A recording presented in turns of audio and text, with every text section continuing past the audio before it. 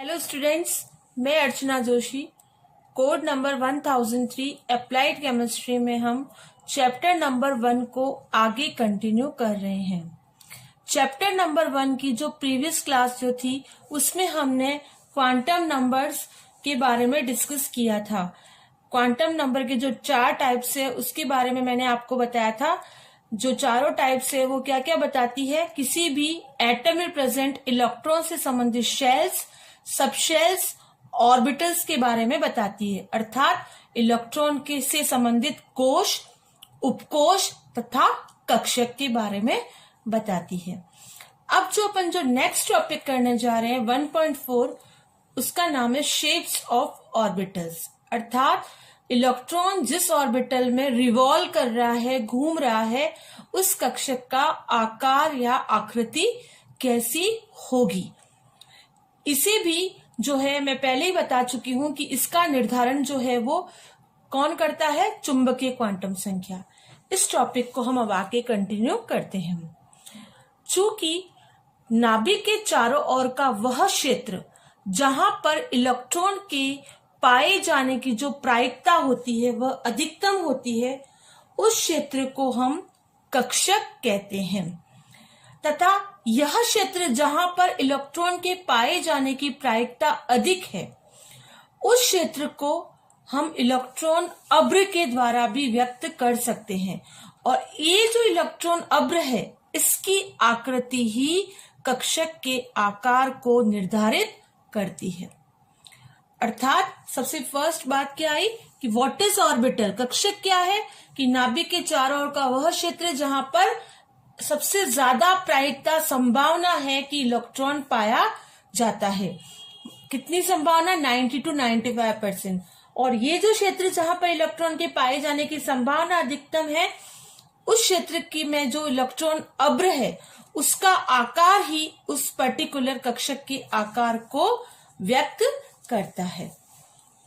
What is orbital? An orbital is the region of space around the nucleus where the probability of finding an electron is maximum, that is 90 to 95%, and the shape of this region, which is also called electron cloud, gives the shape of any orbital.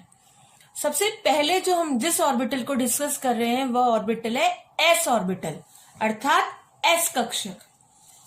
S कक्षक में क्या होगा?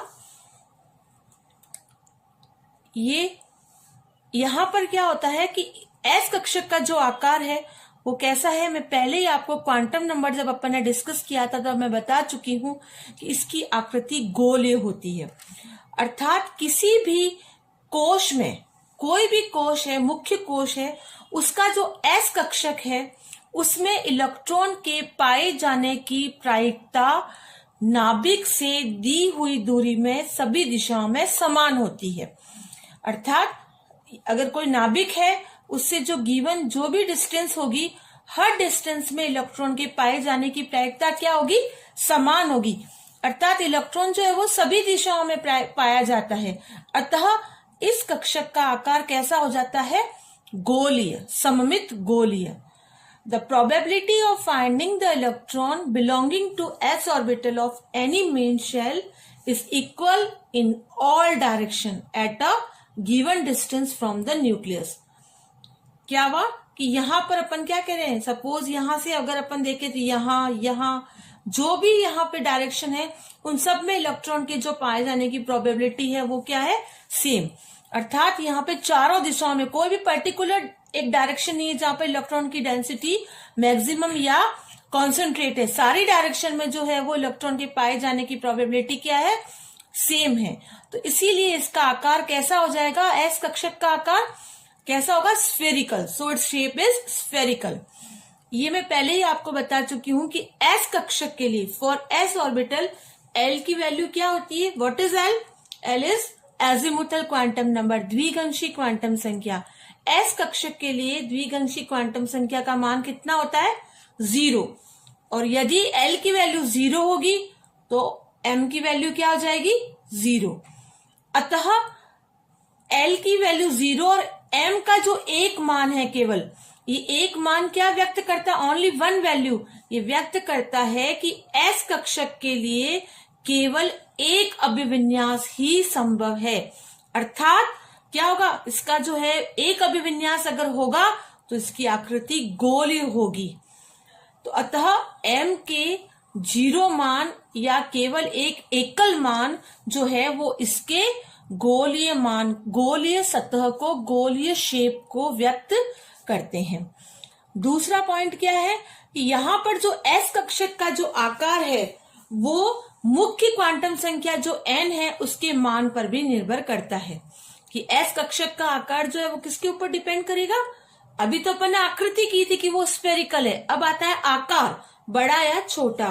तो उसकी value depend करेगी कि principal quantum number का मान क्या है। जैसे जैसे n की वैल्यू बढ़ेगी, जैसे जैसे मुख्य क्वांटम संख्या का मान बढ़ेगा, कक्षक का आकार भी बढ़ेगा, कक्षक के आकार में भी वृद्धि होगी। इसीलिए 2s कक्षक का आकार जो है वो 1s की तुलना में अधिक है। यहाँ पर ये जो आगे 2 है, s के आगे जो ये नंबर लिखा जाता है 1 और 2, ये किसे व्यक्त करते हैं? मुख्य क्वांटम संख्या को। तो 2s में 2 है मुख्य क्वांटम संख्या, इसकी 2 है, और 1s में कितनी है मुख्य क्वांटम संख्या? 1। चूंकि 2s में जो प्रिंसिपल क्वांटम नंबर है वो 1s की तुलना में ग्रेटर है, इसीलिए 2s का जो आकार होगा वो 1s की तुलना में बड़ा होगा। Since the value of L equals to 0 for the s orbital, so m will also be equals to 0 for s orbital, and only one, that is 0 value of m, indicates that s orbital has only one orientation, and for the one orientation only spherical shape is possible. Okay? अगर कोई आपको पूछे कि इसकी spherical shape क्यों है तो इसका रीजन क्या हो गया? Only one orientation. और ओनली वन ओरिएंटेशन क्यों है? क्योंकि m की वैल्यू क्या है?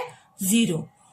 सेकेंड पॉइंट क्या हो गया कि ये जो आपका ऑर्बिटल है, इसकी जो अभी तो हमने शेप के बारे में बताया, अब आता है कि जो इसकी साइज है, it depends on the value of principal quantum number. As value of n increases, value of principal quantum number increases, size of orbital also increases. So 2s orbital is always larger than 1s. Here in 2s the number 2 and in 1s 1 are principal quantum number. So 2s will be larger than 1s. Next जो है orbital वो कौन सा अपन discuss करेंगे? p कक्षक, p orbital.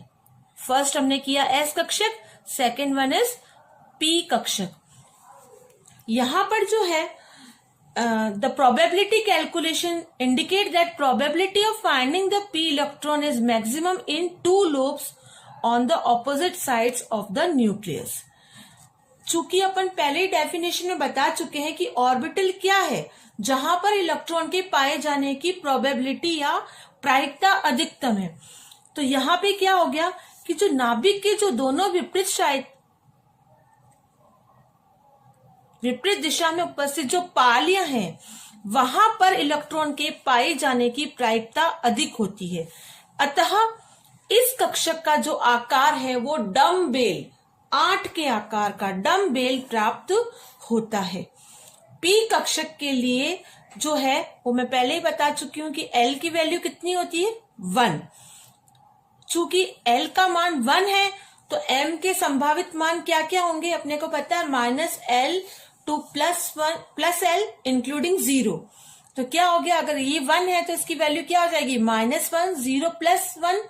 अर्थात ये जो m के जो 3 मान हैं, m की 3 वैल्यूज, ये क्या शो करती है कि p orbital will have 3 orientation, कि p कक्षक के 3 अभिविन्यास संभव होंगे।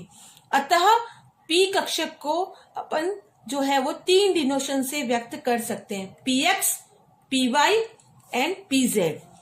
ये किस आधार पर है? ये बताता है कि इलेक्ट्रॉन की डेंसिटी जो है वो किस अक्ष की दिशा में अधिकतम है। यदि वो x की दिशा में अधिकतम है तो उसे अपन px से डिनोट करेंगे, y की दिशा में अधिकतम है तो अपन उसे पी वाई से डिनोट करेंगे. If it is maximum in the Z direction then it will be expressed by P Z. तो ये क्या हुआ पी ऑर्बिटल के बारे में कि पी ऑर्बिटल जो है the shape of the P orbital is dumbbell. Why? Because in case of P orbital the maximum probability of finding the electron is at the opposite side of the nucleus. It is proved by the probability calculation. So its shape will be dumbbell.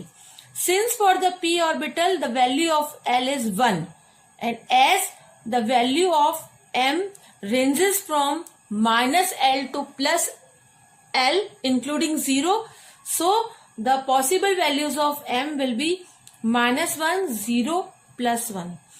These three values of m indicate that p orbital will have three orientation and they will be px, py and pz depending on the direction of maximum electron density.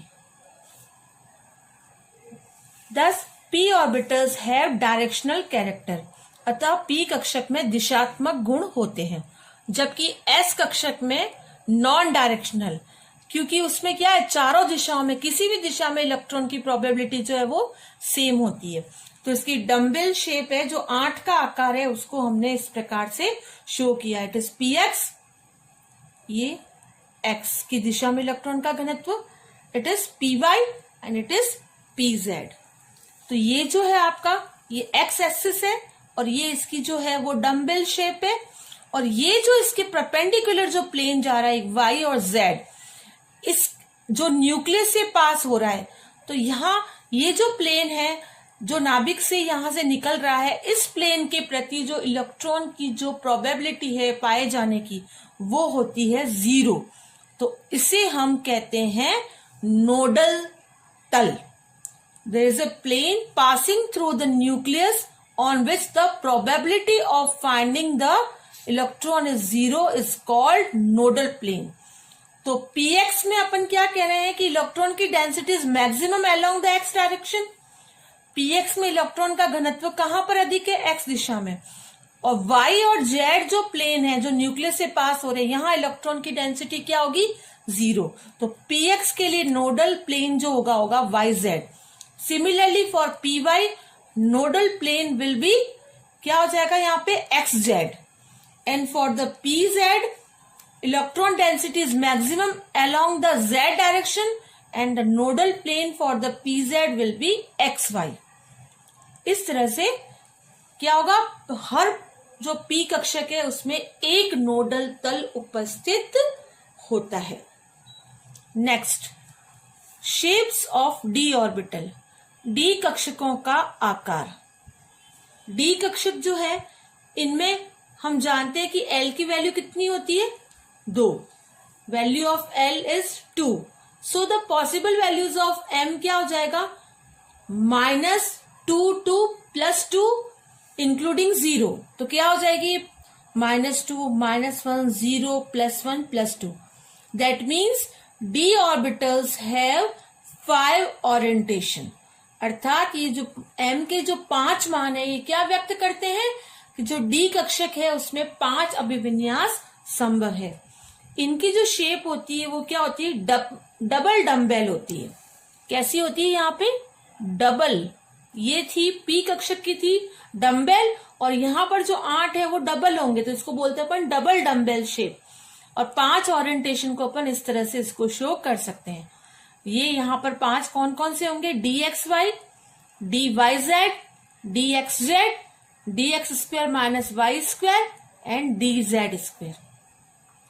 यहां पर जो अपन देख रहे हैं कि ये तो है इसकी x एक्सिस और ये y. तो यहां पर आप देखिए कि ये जो यहाँ पर ऑर्बिटल की लोब्स जो है वो कहाँ प्रेजेंट है? इन बिटवीन द एक्सिस. x और y के बीच में ये लोब्स प्रेजेंट है. ऐसा ही yz में भी है और ऐसा ही xz में भी है.